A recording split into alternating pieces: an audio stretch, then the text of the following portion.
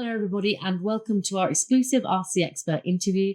I am joined here by Gustav Stigson, the product owner at Fogmaker. Thank you so much, Gustav. I really appreciate you taking the time to talk to me today.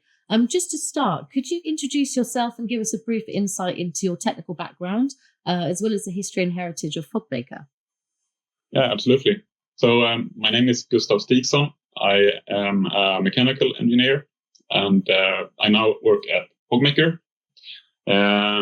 I've done so for about 14 years, and my role is product owner, but I also work with testing, product development, and some quality as well. So Fogmaker is a Swedish company. We manufacture fire suppression systems for mostly heavy vehicles and machines. We were founded in 1995. We carry the ISO 9001, 14001, and IATF certificate. And today we manufacture about 35,000 units per year. So our customers are so basically anyone from the small single-person company, up to the big bus OEMs and everything in between. Well, thank you for giving us a little insight into Fogmaker. And obviously, we're here to discuss the key themes of vehicle systems and the ability to suppress fires in these scenarios, as well as clarifying some of the common misconceptions. And obviously, it's a very big topic theme in the industry right now. So maybe to start, we could just explain how Fogmaker's fire suppression technology works, specifically with electric vehicles and machinery as well, and how it addresses the unique risks that EVs present. Yeah, absolutely. So Fogmaker, we use a water-based fire suppression agent, and we do that because of water's excellent cooling properties. We also use a high pressure. The high pressure is used to break down the water in tiny, tiny droplets, and these droplets help to cool down the compartments even more.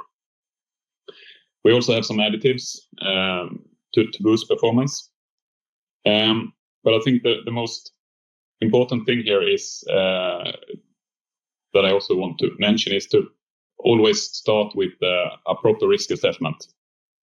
When you talk about electric vehicles and fire in the same sentence, I think many people directly think of the battery pack of the lithium-ion battery. But I think it's important to mention that there are many other components in an electric vehicle that can be a risk, even a higher risk than the battery. But it's important to kind of see the whole picture and consider it all. Definitely. And there's quite a common misconception that electric vehicles are more prone to fires than combustion engine vehicles. Can you clarify what the reality of this perception actually is? Yeah, so the statistics that are available today says that EVs are 20 to 80 times less likely to be involved in a fire compared to a combustion engine vehicle or machine. But then electric vehicles can have a quite intense fire when it happens. So that's also important to consider. Thank you. Definitely. And I think when you have an electric vehicle fire, you see it all over the news, all over the tabloids, because like you said, it can be quite a dangerous fire and it poses a lot of challenges for firefighters to extinguish this fire. But you don't hear about every other car fire that you see, on the motorways in car accidents, all the time. You don't see that every day. So it's very easy for that misconception to come around, more so from the public perspective. But it's interesting to hear the actual statistics of how much they actually do differ when it comes to commonality. And one of the other kind of big concerns I want to talk about as well is the belief that using water mist fire suppression systems in electric vehicle fires could lead to the risk of electrocution. So how does Fogmaker's system actually mitigate this risk? So first off, the Fogmaker system is not installed in compartments where there are humans. So in most cases, you use the Fogmaker system for the engine compartment. So that's one thing. And also, in order to be electrocuted, you need to be in contact with both the positive and the negative terminal. So the high voltage system is not grounded through the chassis as the old 24-volt system was or is. So that's makes things a bit more difficult also to get a current through your body, for example. And then also there are many safety features in electric vehicles to prevent this. I think it's very difficult to get electrocuted, even if you wanted to. I suppose it's just the theme of, you think of electricity and you think of water, so you add those two things together, and obviously, one leads to another, and you typically think of electrocution. But it's very good to clarify that actually the chance of it is very slim. And obviously, on the same note as well, some skeptics argue that it's futile to install fire suppression systems in electric vehicles due to this, the intense and difficult to control nature of lithium-ion battery fires that we kind of briefly touched upon. But how would you counter this argument? Yeah, I agree. A fire in a lithium-ion battery is very difficult to extinguish or suppress. But then again, if you look at statistics, 50 to 60% of fires in electric vehicles start and it doesn't even involve the battery. It starts somewhere else and doesn't even spread to the battery. And that's how Fogmaker addresses this. We want to prevent the fire from spreading to the lithium-ion battery. And also, I suppose it's important to note as well that a fire in a vehicle, whether it's electrical, whether it's petrol, in an electric vehicle, it's about tackling and suppressing the fire before it hits thermal runaway. When it hits thermal runaway, that's when it becomes dangerous and difficult to suppress. So if we tackle it at the base of the fire, at the beginning of the fire, then you're dealing with a whole different kettle of fish. But, And how does fire suppression systems detect a fire in an electric vehicle or machine? And how quickly can it respond to thermal runaway, obviously, that we just mentioned? So the Fogmaker detection is not meant to detect a thermal runaway before it happens. It's meant to detect a fire in another component to prevent the fire from spreading. I think the battery pack and the battery management system itself is better at handling these issues if you have any within the battery pack. And as mentioned before, the goal is to prevent the fire from spreading to the battery. And given the high voltage and energy stored in electric vehicles, what specific challenges do manufacturers face in designing effective fire suppression systems for these applications? Obviously, not just for the batteries themselves, but for the wider components that you've spoken about. I think that the main challenge is for us as fire suppression system manufacturers is that we can't access the inside of the battery. If you have a thermal runaway, that's on the inside, and we can just apply our agent on the outside, and that doesn't do much, to be honest. You can suppress it, but it's not possible to extinguish. So that's the most important thing, I think. But then also, as mentioned, the battery might not even be the highest risk. So it's important to do the risk assessment and consider if you need to protect the battery.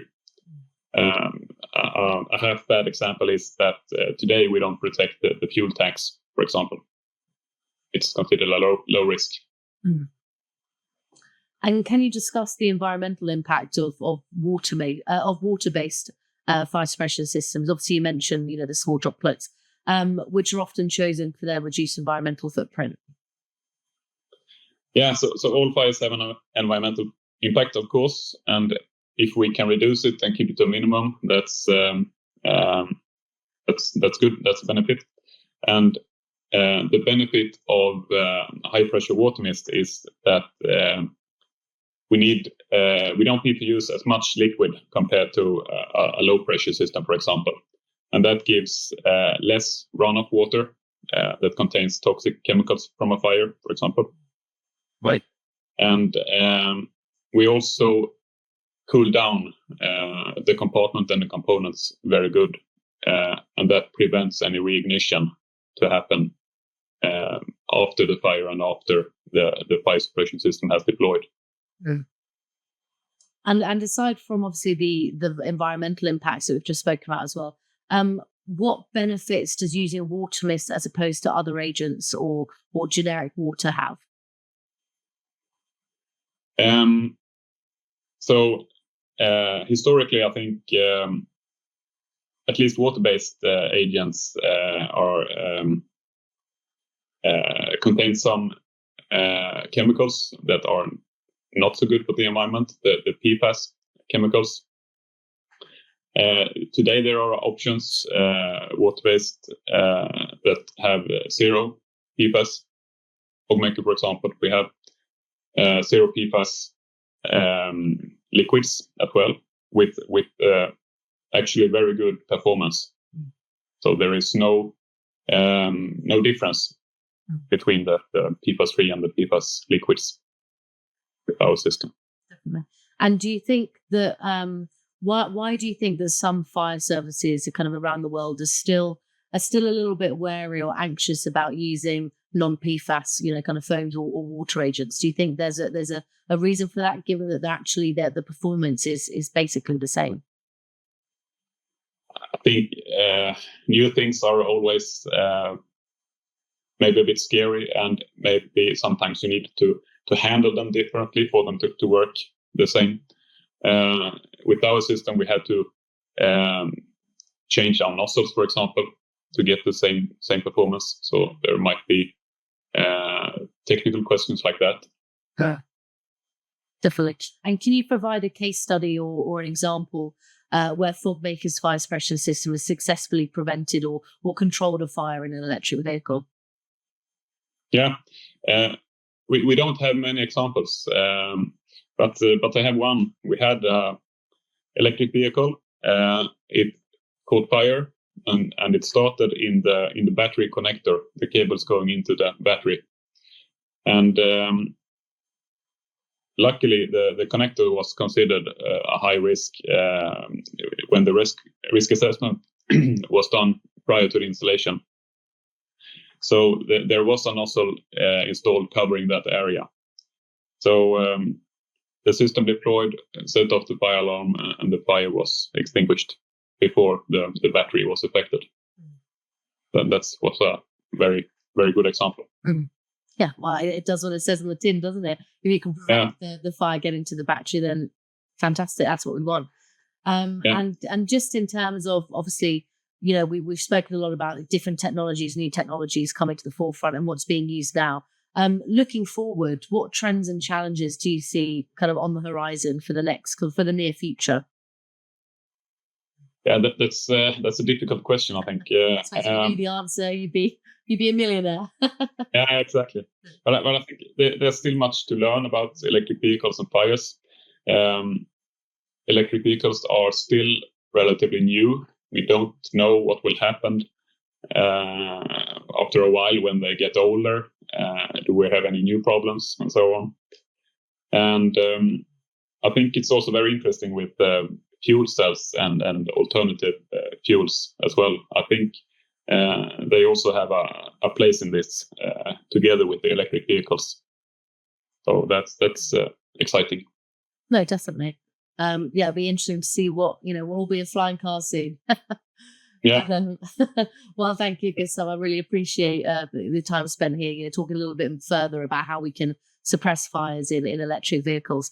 If anybody has any further questions, obviously you can reach out to Fogmaker directly and find out everything you need to know. Thank you. Thank you.